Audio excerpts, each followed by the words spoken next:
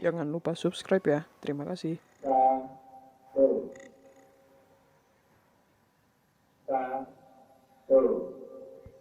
Dukung channel ini agar tetap bisa upload konten. Caranya, beli merchandise di marketplace. Link di deskripsi ya. Villa Jenis adalah salah satu villa dari grup The Villa 100 yang ada di kawasan Cisarua Puncak. Termasuk dalam kategori villa ukuran sedang yang lokasinya berada di sekitar Taman Safari. Di mana posisinya, bagaimana rute jalannya, dan ada fasilitas apa saja, mari simak di konten kali ini. Untuk ke Villa Jenis di Puncak Cisarua, bisa naik angkutan umum atau kendaraan pribadi. Bisa naik bis kita dan angkot dari stasiun Bogor, lengkapnya bisa lihat di link atas atau di deskripsi. Jika tidak mau repot, naik taksi online dari stasiun Bogor, lengkapnya bisa lihat di deskripsi. Bisa juga naik bis dari Jakarta langsung Puncak via tol, lengkapnya bisa lihat di deskripsi. Atau naik motor langsung dari Jakarta, slap-slip anti macet, lengkapnya bisa lihat di deskripsi. Naik semua alternatif tadi sampai di pertigaan Taman Safari, lalu ikuti jalan ke Villa Casablanca. Rute jalan dan alternatif transportasinya bisa lihat di link atas atau di deskripsi. Cukup sampai di pertengahan jalan dan bertemu Airy Farm, Villa Jenis persis ada di seberangnya. Bisa dikenali dengan gerbang kayu coklat hitam dan pagar bambu kuning yang cukup panjang. Untuk menginap, bisa booking via Instagram @thevilla100, Airbnb, Agoda, Traveloka, Tiket.com, dan lain-lain. Tarif 1,7 juta per malam, Jumat 2,3 juta, Sabtu 3,2 juta. Maksimum 20 orang, jadi tarif termurahnya 85.000 per orang. Dan bisa survei sebelum booking. Tidak perlu bayar, cukup janjian. Dan sekarang kita lihat fasilitasnya. Gerbangnya cukup besar, atasnya bertulisan Jenis, dan sampingnya papan bertulisan Villa Jenis. Pintunya hitam dari besi dan kayu. Ada papan CCTV, info survei, dan larangan masuk khas The Villa 100. Langsung masuk gerbang di waktu check-in jam 3 sore, dan untuk check-outnya jam 12 siang. Langsung terlihat taman depan dengan pohon rindang, area parkir, dan bangunan villanya. Area parkir cukup luas, kira-kira muat 6 mobil, dan berbatasan langsung dengan bangunan villa. Di ujung area parkir adalah ruang penjaga villa, yang berisi alat dan perlengkapan untuk villa. Menuju ke bangunan villa, gedungnya terlihat memanjang tapi 2 lantai ke arah bawah. Ada tangga turun dan jalan samping untuk ke lantai bawah langsung ke area kolam. Teras depannya tidak luas tapi fungsional. Ada pagar pandang pohon, tulisan Jenis, dan lampu. Lantai kayu, rak sepatu besi, kotak sampah plastik, dan pintu masuk kayu, akses utama ke villa. Langsung masuk ke dalam villa, dan sampai di area lobi depan berupa ruangan kosong luas. Bisa dipakai untuk sholat atau area tidur tambahan, gelar extra bed. Juga akses ke 2 kamar dan 1 toilet. Lantainya dari kayu, di pojok ada hiasan etnik, dan jendelanya lebar bergordin tipis. Penerangan pakai lampu gantung dan lampu tanam, dan ada papan arah kiblat sholat. Sekarang kita lihat kamar-kamar yang ada di lantai atas dari lobi depan ini. Mulai dari kamar pertama, pintu sebelah kanan. Kamar paling besar dengan tempat tidur paling banyak, dengan konsep tidur melihat pemandangan. Ada 3 tempat tidur dengan masing-masing berkasur spring bed, 4 bantal, dan 1 selimut besar. Di antaranya ada meja kecil, di ujung ada kotak tisu, kotak sampah, dan dipinjamkan 3 handuk. Banyak lubang colokan di dinding, penerangan dengan lampu dinding, gantung, dan tanam.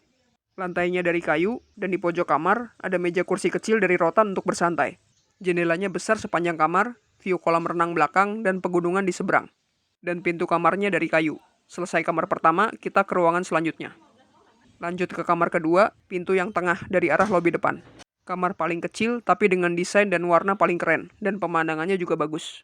Dindingnya dicat hijau dan satu sisi ditutup wallpaper tumbuhan tropis. Dengan 1 tempat tidur, berkasur spring bed, diberi 4 bantal dan 1 selimut besar. Meja sampingnya ada 2 dengan lampu meja dan dipinjamkan 2 handuk. Depannya area duduk santai dengan meja dan kursi rotan, karpet anyaman, dan hiasan gantung.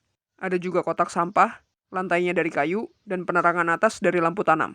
Jendelanya tidak besar tapi sepanjang kamar dengan pemandangan kolam dan pegunungan juga.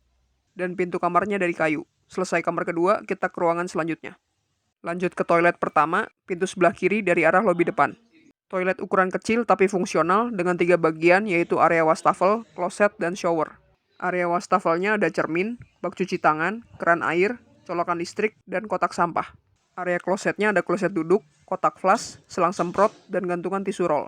Area showernya ada rak sampo dan sabun, kepala shower, keran air panas dan dingin, dan floor drain. Lantainya keramik bertekstur, penerangan lampu tanam, dan jendela di pojok untuk ventilasi. Di balik pintu kayunya ada gantungan handuk. Selesai toilet 1, kita ke ruangan selanjutnya. Dari lobi depan di lantai atas, kita turun ke lantai bawah dengan tangga yang ada di ujung. Tangga kayu dengan desain siku letter L, railingnya dari kayu, dan bawahnya disupport dinding. Sampingnya ada sofa kecil dan karpet bulat, dan tanaman gantung sebagai hiasan. Bawahnya ruangan kecil berpintu, tempat menaruh extra bed, selimut, dan bantal khas The Villa 100.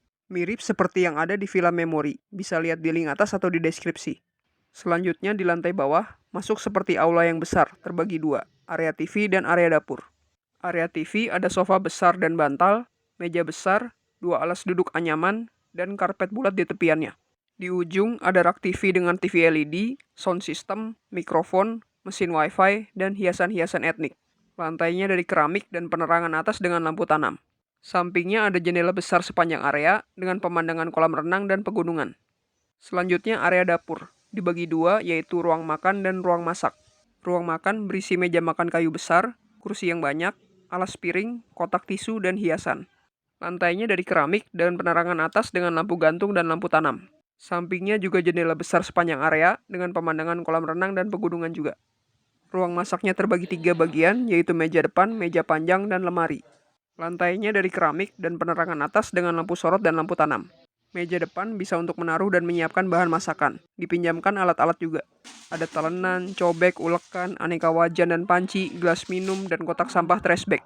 Lanjut ke meja panjang dengan tulisan cafe yang estetik bisa untuk memasak dan cuci piring.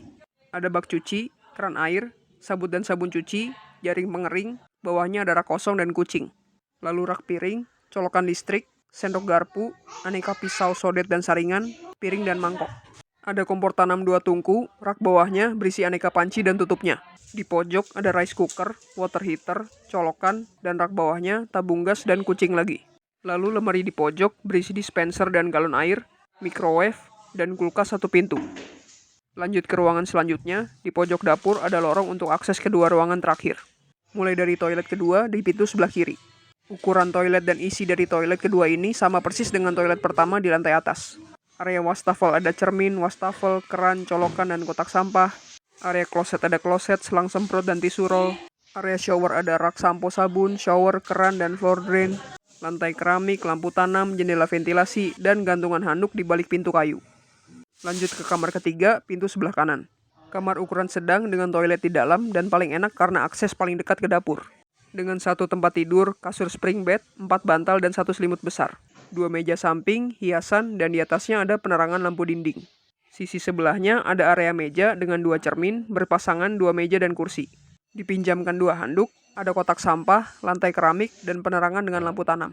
Jendelanya tidak besar tapi sepanjang kamar dan pemandangan kolam saja, gunungnya tipis-tipis.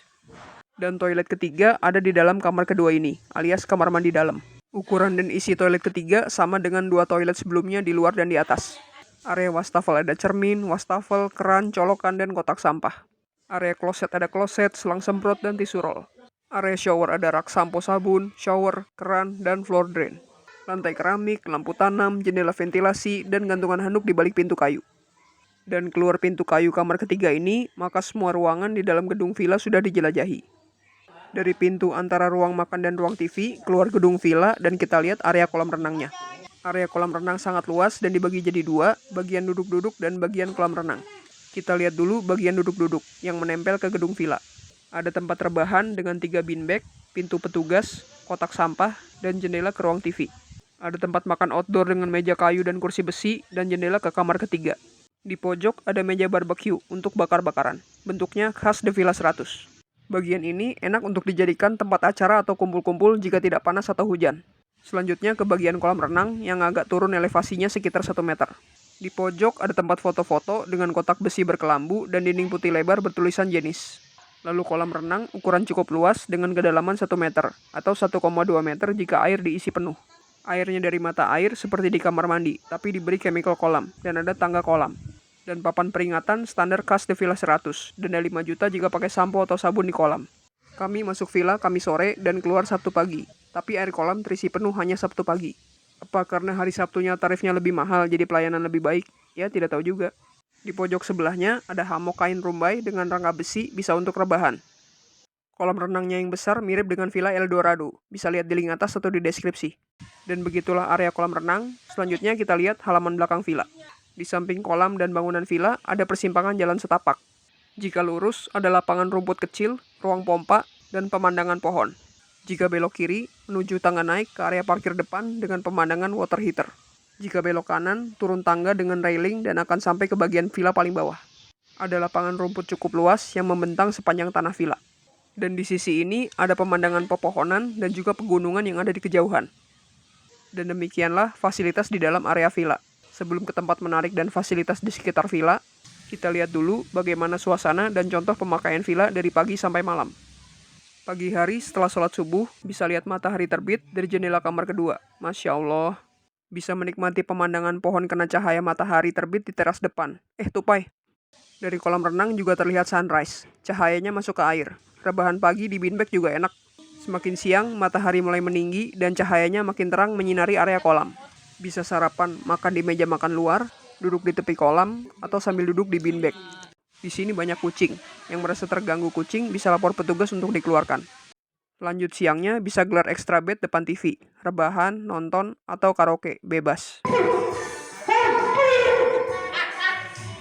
Yang paling enak ya rebahan nonton TV sambil lihat pemandangan ke arah kolam dan langit. Sorenya bisa duduk di beanbag pinggir kolam melihat pemandangan gunung di kejauhan. Bisa juga melihat pemandangan pepohonan, langit berawan, dan logo Villa Jenis. Atau rebahan di hammock sambil lihat pemandangan pohon dan langit juga. Villa Jenis ini jadi villa 100 yang pemandangan pepohonannya paling banyak sejauh ini. Pastinya bisa juga berenang dari pagi, siang, sore, sampai malam, bebas. Dan pamungkas malamnya, bakar ikan atau jagung, atau sosis, bakso, dan lain-lain. Wah, seru pokoknya. Sekarang kita lihat tempat menarik atau fasilitas di luar villa. Yang pertama, keluar gerbang belok kanan. Berjalan agak menurun sekitar 50 meter dan sampai ke deretan pepohonan tinggi. Sebaiknya ke sini pagi, supaya dapat cahaya matahari di antara pepohonan dan udara sejuk. Yang kedua, keluar gerbang belok kiri dan jalan agak menanjak. Sekitar 50 meter, ada warung yang jual aneka barang. Dan villaku 2 unit, grupnya Arif Dairy Farm. Perempatan jalan berjalan lurus dan mendapati pemandangan Gunung Pangrango. Pertigaan jalan belok kanan, dan ada papan petunjuk arah masjid, menanjak curam. Masjid Jami Al-Mahdali, bisa sholat berjamaah di sini, dan juga mengadakan Jumatan. Lanjut berjalan lurus, pertigaan jalan belok kanan, sampai di Villa 100 Casablanca dan Rosenheim. Dan di ujung jalannya ada view Gunung Pangrango lagi. Lanjut jalan menanjak, dan sekalian mandi matahari, dapat view villa, kebun, dan pegunungan. Jalan menanjak lagi, dan dapat view Gunung Pangrango lagi. Melewati peternakan kelinci drive-thru, bisa beli kelinci sambil lewat motor atau mobil. Dan auto dapat view Gunung Pangrango lagi. Lanjut berjalan menanjak dan berjalan ke arah cahaya seolah dapat hidayah. Amin. Dan sampai di Villa 100 Sky dengan papan nama dan papan tempelan di gerbang yang sama. Di sebelahnya ada Jasmine Glamping dan Villa. Terlihat baru dan saat ini direkam belum dibuka. Pastinya ada view Gunung Pangrango juga. Villa kecil-kecil dengan view Pangrango mirip Masada Village. Bisa lihat di link atas atau di deskripsi. Persimpangan belok kanan, kita mau telusuri sampai di mana ujung jalan ini. Penasaran? Dapat view kebun dan perbukitan. Dan sampai di ujung jalan, pagar properti orang. Dapat view Pangrango lagi. Masya Allah. Tidak ada jalan selain ke tanah orang. Jadi balik ke villa deh. Kalau haus, bisa minum di pipa bocor ya. Hehehe. Dan yang ketiga dan terakhir, di seberang gerbang villa, Arif Farm, peternakan sapi perah. Mayoritas pengunjung villa di sekitarnya atau checkpoint yang suka sepedaan ke puncak. Ada toko di bagian depan yang menjual hasil produksi dan pengolahan dari peternakannya. Semuanya fresh langsung dari sapi di belakang, tapi diolah dulu ya. Dan produknya antara lain, susu murni pasteurisasi 13.000, yogurt botol aneka rasa 10.000, silky puding aneka rasa, susu aneka rasa 12.000, es mambo yogurt aneka rasa 12.000, dan ada juga tahu sutra. Di seberang toko susu, ada restoran jual aneka makanan dan minuman harga 5-25.000. Dindingnya ada foto-foto sapi, salaman dengan mantan presiden, dan foto ownernya. Untuk ke kandang sapi, cukup naik tangga ke lantai atas bagian belakang. Sapi yang ada di sini, sapi impor semua. Besar-besar badannya dan berasa main Harvest Moon. Jangan terlalu dekat dengan sapinya ya, cukup dilihat dari jarak jauh, atau bisa selfie aja. Untuk sapi di bawah umur, ada kandang khusus di paling belakang agak ke bawah. Untuk memberi makan sapi, bisa ke kandang samping yang ada pagarnya, dan bisa bilang ke petugas. Masuk peternakan sapi dan kasih makan gratis, tapi kalau bisa ya beli produknya juga ya. Kami beli hari pertama datang, dan beli lagi pas pulang, karena enak. Kita coba susu murninya. Kaos kerennya bisa beli di link di deskripsi ya.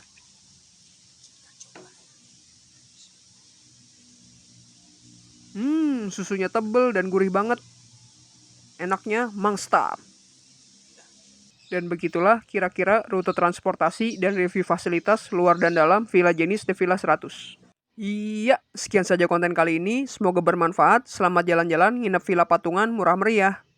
Jangan lupa like, komen, share konten ini. Dan yang terakhir, terima kasih sudah menonton. Jangan lupa subscribe ya.